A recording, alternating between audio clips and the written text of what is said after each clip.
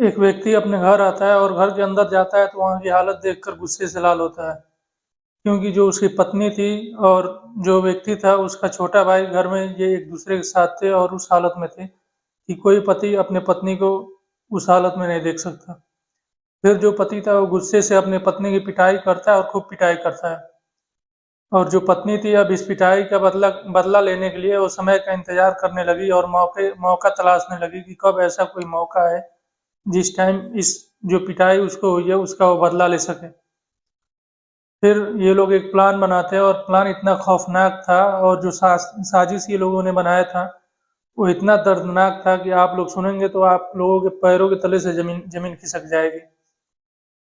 नमस्कार, सलाम, सत श्री अकाल। मैं हूं मुस्तफ़ा और आपका स्वागत है मेरे चैनल पर। आज की जो मैं कहानी सुनाने जा रहा हूँ ये कहानी गाजियाबाद की है। गाजियाबाद में एक जगह पड़ता है नंदग्राम, और नंदग्राम में एक गांव है सिख रोड पर ही एक परिवार रहता था। और उस जो परिवार के मुखिया थे उसका नाम था चंद्रवीर, और उनकी पत्नी थी सविता और इनका एक बेटी थी। ये लोग परिवार में रहते थे और इनका एक छोटा भाई था जिसका नाम भूरा था। और आस पड़ोस में जिन लोगों का घर था वो चाचा लोगों का घर था और चचेरा भाइयों का एक घर था। कोई आस पड़ोस में दूसरा कोई गैर मतलब अपने ही लोग थे वहाँ पे। और बड़ी खुशी से इन लोगों की जिंदगी बीत रही थी। लेकिन एक रोज एक तारीख आती है और वो तारीख थी 28 सितंबर 2018 की। जो चंद्रवीर था पता चलता है कि वो संदिग्ध तौर पर गायब गायब हो गया और उसको ढूंढा जा रहा है लेकिन वो मिल नहीं रहा है।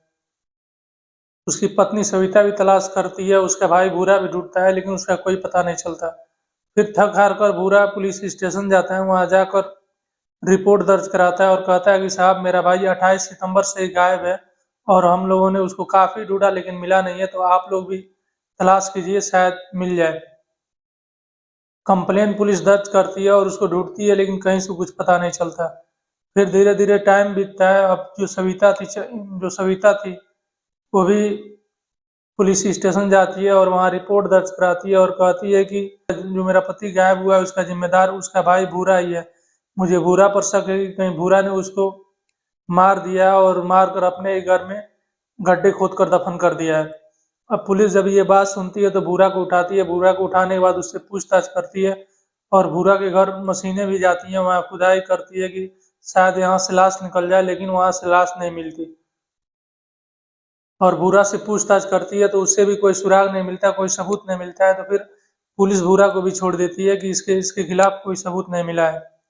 फिर धीरे धीरे समय बीतता है और पुलिस इस मामले को भूल जाती है। घर वाले भी अब धीरे धीरे भूलने लगे थे। और जो भूरा उसका भाई चंद्रवीर का जो भाई था भूरा, वो भी उसका भी अब मौत हो चुका है, क्योंकि जो उसका भूरा का एक लड़का था वो घर में प्रॉपर्टी को लेकर आपस में इन लोगों में लड़ाई हुआ और जो भूरा का लड़का था उसके लड़के ने ही भूरा को मार दिया और मारकर मौत की घाट उतार दिया।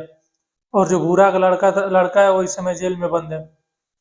तो पुलिस इस मामले को भूल जाती है, फिर चंद्रवीर को ढूंढना बंद कर देती है और घर वाले भी भूल जाते हैं। अब 2022 का समय आ जाता है, 4 साल लगभग बीत चुके थे। फिर वहाँ एक नए एसएसपी आते हैं जिनका नाम था मुनिराज।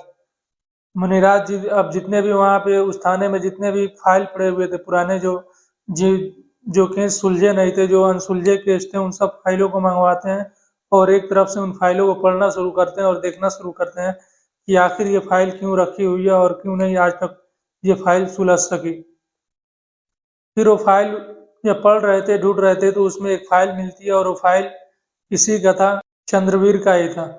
फिर जब वो पढ़ते हैं तो उसमें पता चलता है कि ये शख्स 2018 में गायब हुआ था और अभी तक मिला नहीं है। फिर पता करते हैं और जो उसके फैमिली के थे, जो उसकी वाइफ वगैरह थी, सबको बुलाया जाता है थाने और सबसे दोबारा बयान लिया जाता है। पत्नी से बयान लिया जाता है तो वो बताती है कि 2018 में गायब हुए थे और अभी तक वापस नहीं आए, उनका कोई पता नहीं है कि वो कहाँ है।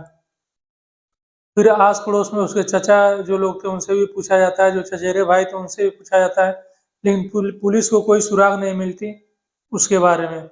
फिर उसकी एक बेटी थी, उस बेटी से भी पूछताछ होती है तो बेटी बताती है कि साहब मुझे तो उसके बारे में पता है, लेकिन मैंने अभी तक इसलिए नहीं बताया कि ये बताऊंगी तो मेरा ही बदनामी होगा, मेरे घर का बदनामी होगा और जो मेरी हम लोगों की इज्जत है समाज में, आस पड़ोस में, वो इज्जत मटिया मेट में मिल जाएगी।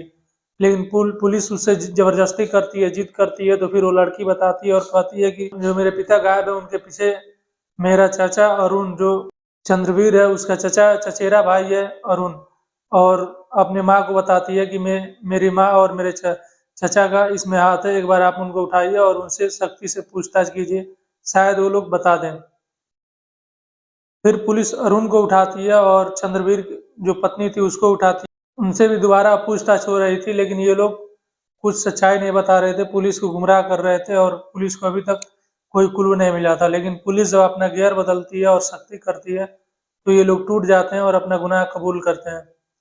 कहते हैं कि एक रोज मैं और अरुण, जो चंद्रवीर की पत्नी थी, वो बताती है कि मैं और अरुण, जो चंद्रवीर का चचेरा भाई था, छोटा भाई था, वो दोनों एक कमरे में थे, तभी वहाँ उसका पति आ जाता है और उन लोगों को देख लेता है। फिर सविता की काफी पिटाई होती है और फिर सविता अब उस पिटाई की वजह से इतना परेशान हो चुकी थी और बदला लेने की फिराक में थी कि अगर कोई ऐसा मौका मिले जिस समय मैं इस पिटाई का बदला ले सकूं, तो अब वो मौकों की तलाश करने लगे।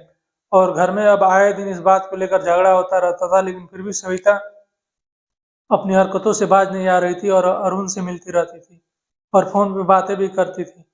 फिर एक समय आता है, अरुण अरुण अपने ये लोग प्लान बनाते हैं और फिर अरुण के माता पिता उसके साथ उसके घर में थे, तो पहले वो अपने माता पिता को एक दूसरे घर में शिफ्ट करता है। जो घर था वो मथुरा में था और उनको मथुरा में शिफ्ट कर देता है। फिर अब अरुण उस घर में अकेले बसता है और अकेले अपने घर में ही लगभग खुदाई करता है और 7 फीट गहरा गड्ढा कर देता है। 7 फीट गड्ढा करने के बाद अब ये लोग दावत देते हैं अरुण को और अरुण की पत्नी को, यानी कि चंद्रवीर और सविता को ये दावत देता है अरुण, और दावत दे के अपने घर बुलाता है। जब ये लोग इसके घर आते हैं दावत खाने के लिए, तो जो अरुण था वो पहले से ही नशे की दवा ला के रखा था और खाना खाने के बाद जैसे ही खाना खाते हैं ये खाना में दवा मिला देता है और खाना खाते ही चंद्रवीर बेहोश हो जाता है। जैसे ही बेहोश होता है, घर में चापड़ पहले से ही रखा हुआ था, चापड़ लाता है अरुण और उस चापड़ से चंद्रवीर का गला काट देता है और सर से धड़ को अलग कर देता है। अब इसके बॉडी को वहीं जो गड्ढा किया था 7 फीट, उस गड्ढे में डाल देता है और ऊपर से मिट्टी चढ़ा देता है और फिर ऊपर ईंटा वगैरह टुकड़े वगैरह रख देता है। फिर 1-2 दिन बीतता है तो वहाँ पे प्लास्टर भी करा देता है ताकि यहाँ पता न चले कि कभी खुदाई हुई थी। तो फिर जब पुलिस को इतना पता चलता है और पता चलता है कि इसके घर में ही लाश है और 7 फीट गड्ढे में है, 7 फीट जमीन के नीचे है, तो पुलिस वहाँ जेसीबी के साथ पहुंचती है और उसके घर में खुदवाई कराती है, तो वहाँ से कंकाल मिलता है। उस कंकाल को पुलिस जब्त करती है और उसे लेकर लैब भेज देती है उसका डीएनए टेस्ट कराने के लिए कि ये रियल में वही चंद्रवीर है कि नहीं। अभी डीएनए रिपोर्ट आया नहीं है, उसका रिपोर्ट अभी आया नहीं है, अभी रिपोर्ट आना बाकी है। और इसमें जो चंद्रवीर की पत्नी थी और जो उसका चचेरा भाई था अरुण पुलिस हिरासत में है और इनसे और भी पूछताछ हो रही है कि इनसे पूछताछ करके और भी सबूतों को इकट्ठा किया जा सके और जो चापड़ वगैरह था वो भी बरामद किया जा सके, जिससे कि जब कोर्ट में पेश किया जाए तो ज्यादा से ज्यादा सबूत दिखाया जाए और इन लोगों को कड़ी से कड़ी सजा दिलाई जाए। जो एसएसपी थे वो अगर यहाँ नहीं आते और जो जितने भी पुराने फाइलें पड़ी हुई थी और उनको दोबारा ये नहीं खोलते, नहीं पढ़ते, तो शायद ये मामला अनसुलझा ही रह जाता और कभी नहीं खुलता। और जो चंद्रवीर की बेटी थी वो भी नहीं बताती तो ये मामला नहीं खुलता और जो रियल में अपराधी थे वो बच जाते और शायद उनकी पकड़ कभी नहीं होती और सब लोग इस मामले को भूल जाते। तो ये थी आज की कहानी। आपको कैसी लगी कमेंट बॉक्स में ज़रूर बताइएगा। अगर अच्छी लगी हो तो लाइक कीजिए, शेयर कीजिए और मेरे चैनल को सब्सक्राइब जरूर कीजिएगा।